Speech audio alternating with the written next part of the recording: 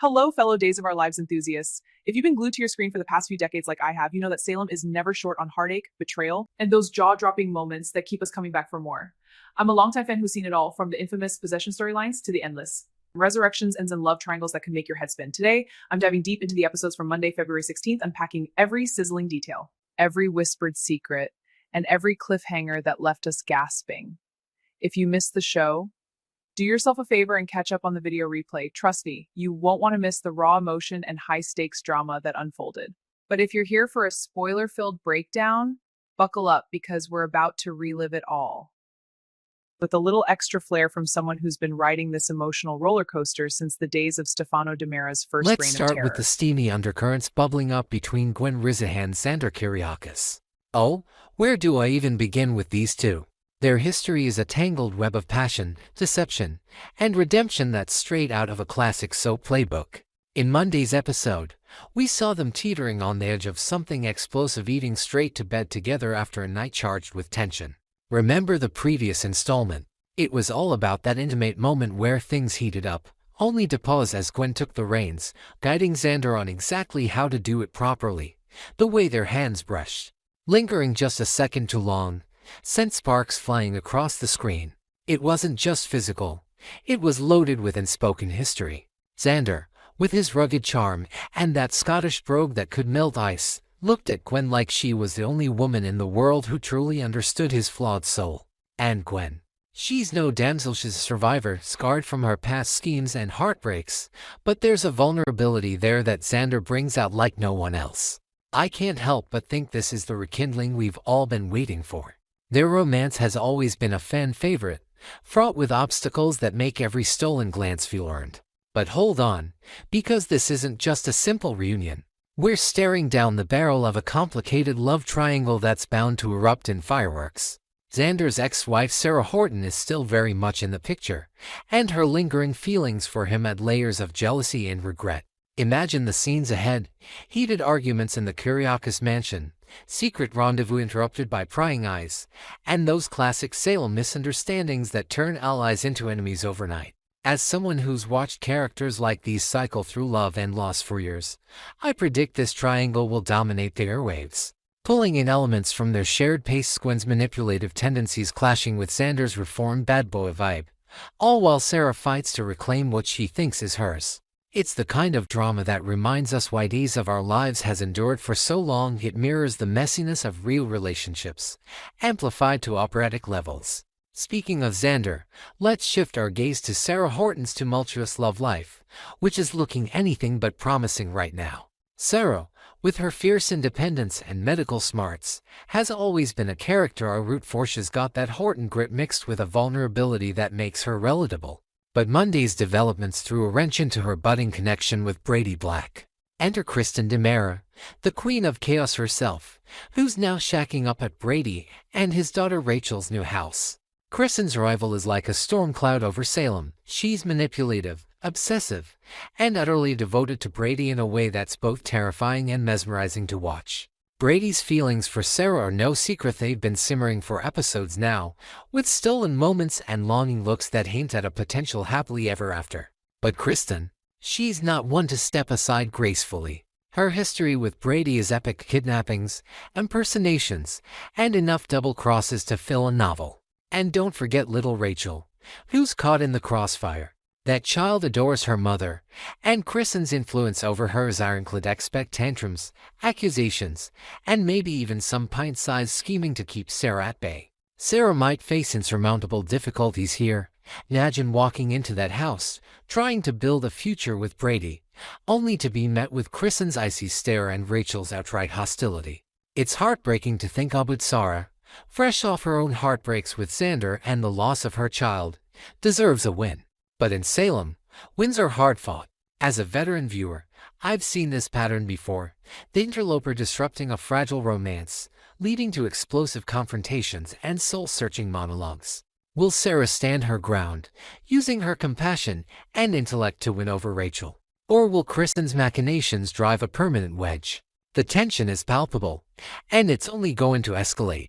Picture the scenes: Brady torn between his past with Kristen and his future with Sarah, family dinners turning into battlegrounds, and perhaps even a custody twist that drags everyone into court. This storyline is a masterclass in emotional warfare, reminding us that in days of our lives, love isn't just about hearts and flowers, it's about survival.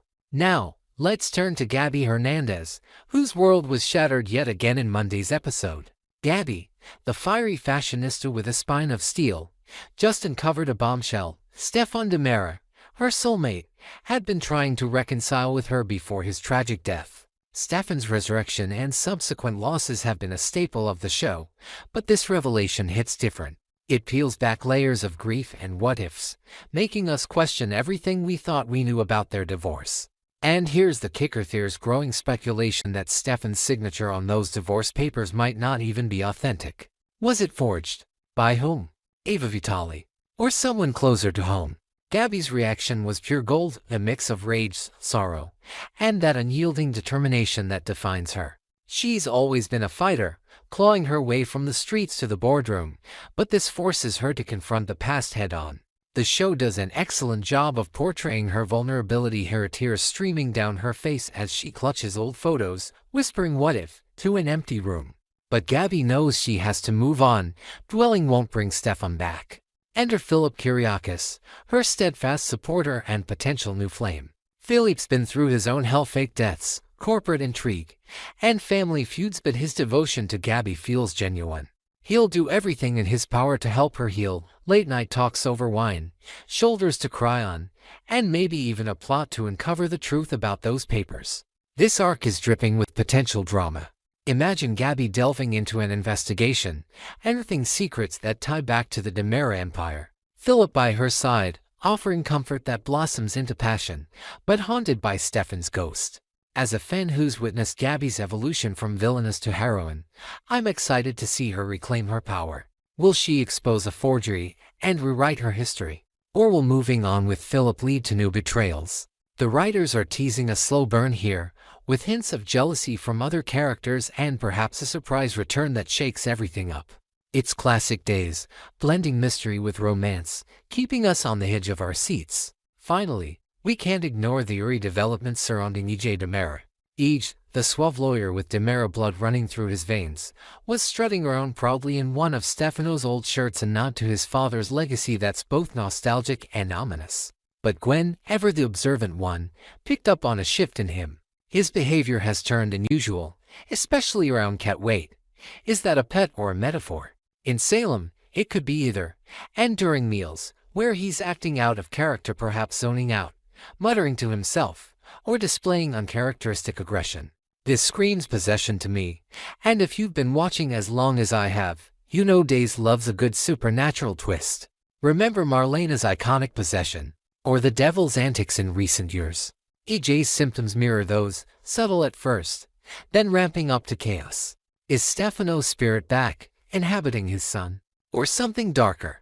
Gwen's notice adds intrigue. She's got her own DiMera connections through her schemes, making her a potential ally or foe in uncovering the truth. And then there's Susan Banks, EJ's quirky mother, whose psychic vibes could be key. Will she sense this unusual behavior? Susan's always been a wild card. Her premonitions and over-the-top personality make her perfect for spotting the supernatural. Imagine her bursting into the DiMera mansion, crystals in hand, declaring, "Elvis Jr., there's something not right with your aura." The drama could unfold with family interventions, exorcisms, and ties to past villains. As an experienced viewer, I see this as a setup for a major storyline arc, blending horror with family dynamics. These are just the highlights from Monday's episode, but they set the stage for what's coming next. Salem's web of relationships is tighter than ever, with each thread pulling on the others. Gwen and Xander's rekindling could ripple into Sarah's world, intersecting with Brady and Kristen's chaos. Gabby's quest for closure might unearth DiMera's secrets that affect EJ's possession plot. And Susan? She could be the linchpin, her intuition sparking alliances across storylines. Let's expand on the Gwen-Xander dynamic a bit more, because it's rich with history. Gwen first burst onto the scene as a vengeful force, targeting the Hortons for past wrongs. Her alliance with Xander started as convenience but evolved into genuine affection. Remember their wedding fiasco?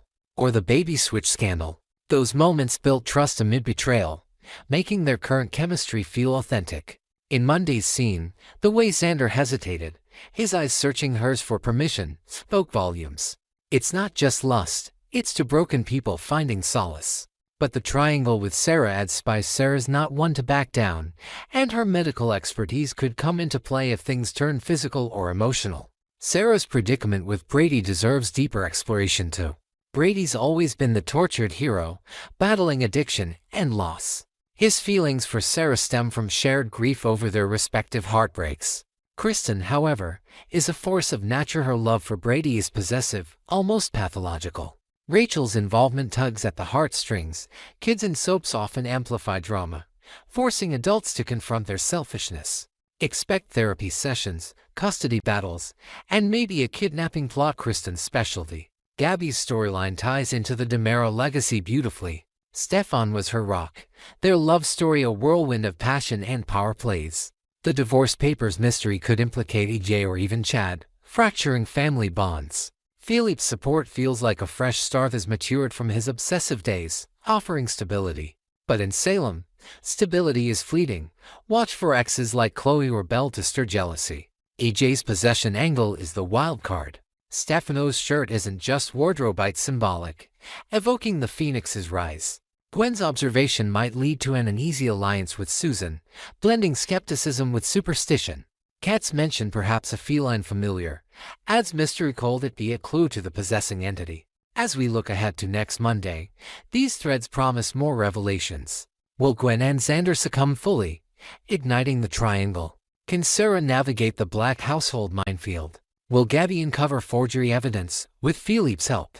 And will Susan intervene before it's too late? These of Our Lives excels at these interconnected tales, reflecting life's unpredictability. From the opulent DiMera mansion to the cozy Brady pub, every setting pulses with history. Characters like these evolve, but their cores remain resilient, flawed, human. If you're a newbie, start with classic episodes, the possession arcs or DiMera feuds. For veterans, this feels like in the show's roots, blending old with new. In wrapping up, Monday's episode was a tour de force for fans of emotion sharing. Let's hear your take. Drop a comment below. I'd love to hear your theories.